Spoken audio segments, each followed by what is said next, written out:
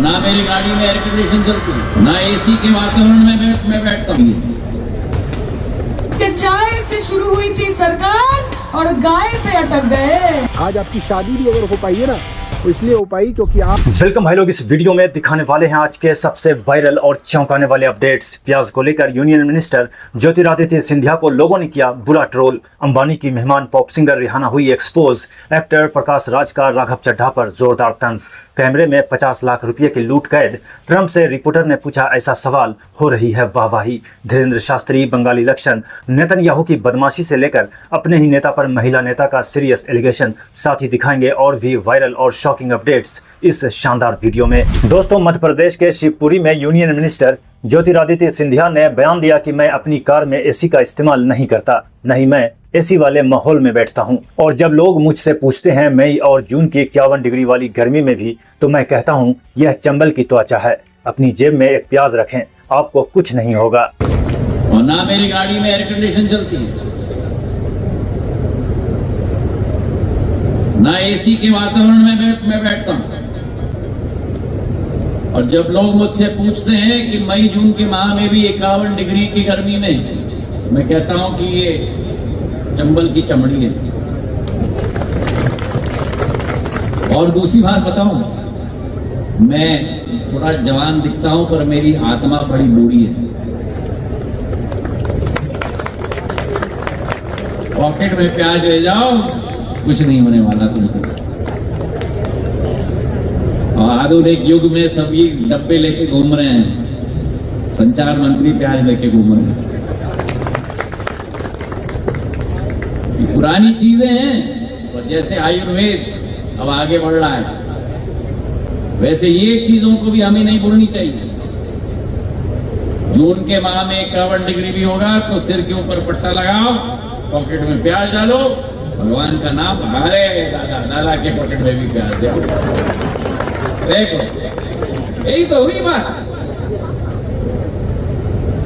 और ये इसलिए मैं कहता हूं, सिंधिया परिवार सदैव जनता और जमीन के साथ जुड़ा हुआ। अब दोस्तों, मिनिस्टर साहब के इस बयान के बाद लोग जमकर उन्हें ट्रोल कर रहे हैं। सिंधिया जी की प्याज दीवार पर लटक रही है। अगर आपके घर में एसी नहीं है तो चिंता न करें, बस प्याज को इस तरह लटका दें और पूरे हाईटेक एयर कंडीशनिंग का फायदा उठाएं। सिंधिया जी की प्याज दीवार पर लटक रही है। ज्योतिरादित्य सिंधिया प्याज से गर्मी को मात देते हुए। तो दोस्तों, आम आदमी पार्टी राघव चड्ढा को छोड़ने के मूड में बिल्कुल भी नहीं है। आप लीडर सौरभ भारद्वाज ने राघव चड्ढा को लेकर कहा कि राघव चड्ढा को जानता ही कौन था। आम आदमी पार्टी ने एमएलए और बाद में राज्यसभा सांसद बनाया, तब जाकर उनकी पहचान बनी। राज्यसभा सांसद थे, इसी कारण उनकी परिणीति चोपड़ा से शादी हुई। अगर पार्टी ने राज्यसभा सांसद नहीं बनाती तो क्या उनकी शादी हो पाती? अब दोस्तों, इस सवाल का जवाब तो राघव चड्ढा के पास ही होगा। इसलिए मैं कहता हूँ, आपको पार्टी छोड़नी थी, आप छोड़ सकते थे।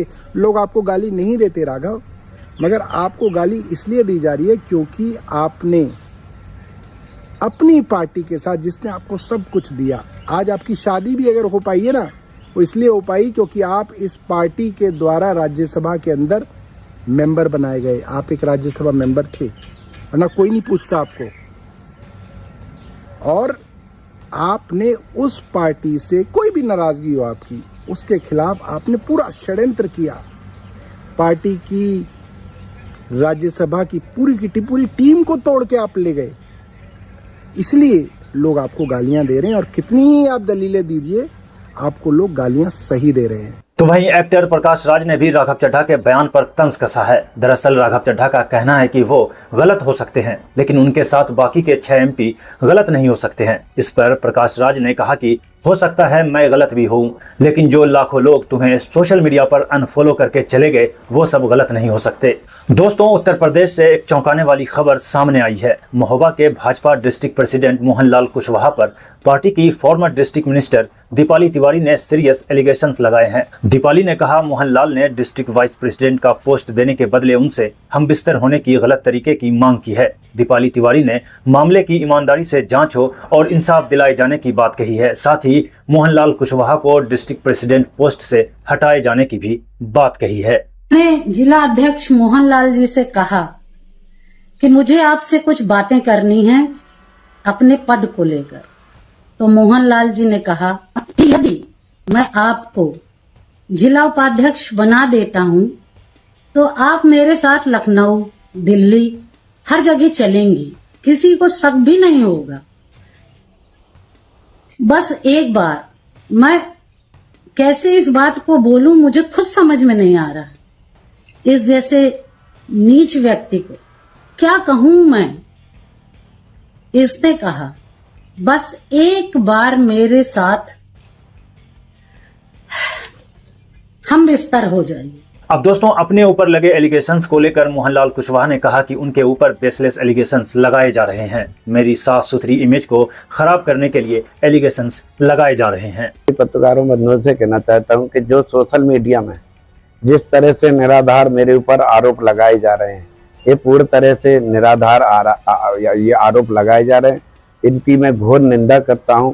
ऐसे सोशल मीडिया के माध्यम से जो किसी के ऊपर साफ सुथरी छवि को खराब करने के लिए ये आरोप लगाए जा रहे हैं। एसपी को शिकायत पत्र सौंपा है, मैं ये चीज को एसपी साहब से भी कहना चाहूंगा कि निष्पक्ष जांच हो और जांच में जो भी गलत पाया जाए उसको सख्त से सख्त सजा मिलनी चाहिए।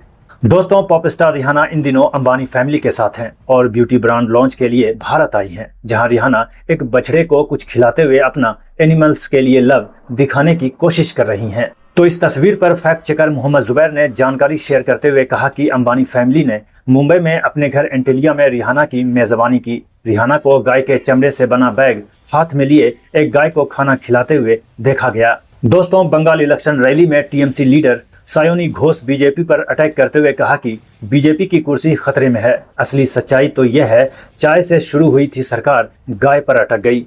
हिंदू खतरे में नहीं है, सेटा हिंदू बोझे के खतरे में आछे जानेन, बीजेपी खतरे में है, उनकी गद्दी खतरे में है, क्योंकि चाय से शुरू हुई थी सरकार और गाय पे अटक गए। तो वहीं बंगाल के बैरकपुर रैली में पीएम मोदी ने कहा कि बंगाल को बचाना मेरे भाग्य में है, इस बार परिवर्तन होकर रहेगा। बंगाल की सेवा करना, बंगाल को सुरक्षित करना, बंगाल के सामने उपस्थित एक विराट चुनौती से बंगाल को बचाना, ये मेरे भाग्य में भी है और मेरा दायित्व भी है। जिस पर दोस्तों सिंगर नेहा सिंह राठौर ने पूछा कि मणिपुर को बचाना किसके भाग्य में है मोदी जी। दोस्तों, नागपुर के एक प्रोग्राम में धीरेन्द्र शास्त्री ने छत्रपति शिवाजी महाराज को लेकर एक ऐसा बयान दिया कि कंट्रोवर्सी हो गया। धीरेन्द्र शास्त्री ने क्लेम किया था कि छत्रपति शिवाजी महाराज युद्ध लड़ते लड़ते पूरी तरह थक गए थे। एक दिन महाराज अपने गुरु रामदास स्वामी के पास गए, अपना मुकुट उनके चरणों में रखा और कहा कि मैं अब और नहीं लड़ना चाहता, मैं बहुत थक गया हूँ, आप ही इस राज्य को संभाले। छत्रपति वीर शिवाजी महाराज जब बहुत थक गए युद्ध करते करते, उनको लगा कि हम थक गए, तो एक दिन स्वामी समर्थ रामदास जी के पास गए और उन्होंने अपना मुकुट उतारा और कहा कि हमने बहुत लड़ाइयां लड़ ली, बहुत युद्ध कर लिया, अब कृपा करो कि अब हमें बहुत लड़ना नहीं, अब एक बड़ी दया करो, ये मुकुट संभालो आप, ये राजपाट आप संभालो, आपकी आज्ञा से ही हम चले, अब हमसे चला नहीं जा रहा, अब हमसे युद्ध लड़ा नहीं जा रहा। धीरेन्द्र शास्त्री के इसी दावे पर एक्टर रितेश देशमुख ने स्ट्रॉन्ग रिएक्शन दिया और कहा, शिवाजी महाराज की विरासत को कमतर दिखाने की ऐसी बेकार कोशिशें बिल्कुल भी बर्दाश्त नहीं की जाएंगी, कोई भी आकर कुछ भी बकवास नहीं कर सकता। तो वहीं अब इस कंट्रोवर्सी पर धीरेन्द्र शास्त्री ने माफी मांग ली है। दोस्तों, नेतन्याहू की बदमाशी देखिए, लेबनान के कब्जे वाले गांव में सोलर पैनल को डिस्ट्रॉय करवा रहा है ताकि गांव में बिजली का सप्लाई रुक जाए। दोस्तों, फाइनेंस मिनिस्टर निर्मला सीतारमण से एंकर ने बीजेपी में नेताओं की एंट्री पर सवाल पूछा कि जिन पर 9 सीबीआई केस हैं, क्या उनका भी? फिर देखिए क्या है जवाब। So tainted leaders joining your party, no bar. Everybody is welcome, even they are welcome with a red carpet rolled out for them. As I said, party is open. We welcome everybody. Everybody. Even people who have 9 CBI cases against them. Party is welcoming everybody. दोस्तों, इससे अमेरिकी journalist ने अमेरिकी president Donald Trump को उनके मुंह पर ही Epstein file से जुड़े सवाल पूछ लिया। दरअसल जर्नलिस्ट ने शूटर के मैनिफेस्टो का जिक्र करते हुए ट्रंप से कहा, आपको उसमें यौन अपराध का आरोपी बताया गया है, जिसके बाद ट्रंप जर्नलिस्ट पर गुस्सा करने लगे और जवाब में कहा कि मैं ऐसा क्राइम करने वाला नहीं हूँ। So-called manifesto is a stunning thing to read, Mr. President. he appears to reference a motive in it. He writes this quote, "Administration officials, they are targets." And he also wrote this, "I am no longer willing to permit a pedophile, rapist, and traitor to coat my hands with his crimes." What's your reaction to that? Well, I was waiting for you to read that because I knew you would, because you're horrible people. Horrible people. Yeah, he did write that. I'm not a rapist. I didn't rape anybody. जिस पर journalist Anil Yadav ने लिखा, अमेरिकी anchor Trump से Epstein file पर सवाल पूछती हैं कि आपने बाल यौन शोषण किया है या नहीं। भारत के बिके हुए एंकरों में ये हिम्मत नहीं है। वो भारत के पीएम से पूछते हैं कि आप थकते क्यों नहीं हैं, कौन सा टॉनिक पीते हैं आप। दोस्तों, जर्नलिस्ट रणविजय सिंह ने एक सीसीटीवी फुटेज शेयर करके बताया कि गुजरात के सूरत में एसबीआई में 50 लाख रुपए की लूट हो गई। 5 लड़के बैंक में हथियार लेकर घुसे, बैंक के स्टाफ का फोन ले लिया, अलार्म काट दिए, इसके बाद तसल्ली से कैश लूट कर निकल गए। अपडेट में दोस्तों आज इतना ही। ऐसे ही वायरल खबर और ट्रेंडिंग अपडेट्स के लिए चैनल को सब्सक्राइब कीजिए और वीडियो ज्यादा से ज्यादा लोगों तक पहुंचे इसके लिए वीडियो को लाइक, कमेंट, शेयर कीजिए। मिलते हैं आपसे नेक्स्ट वीडियो में, तब तक के लिए जय हिंद।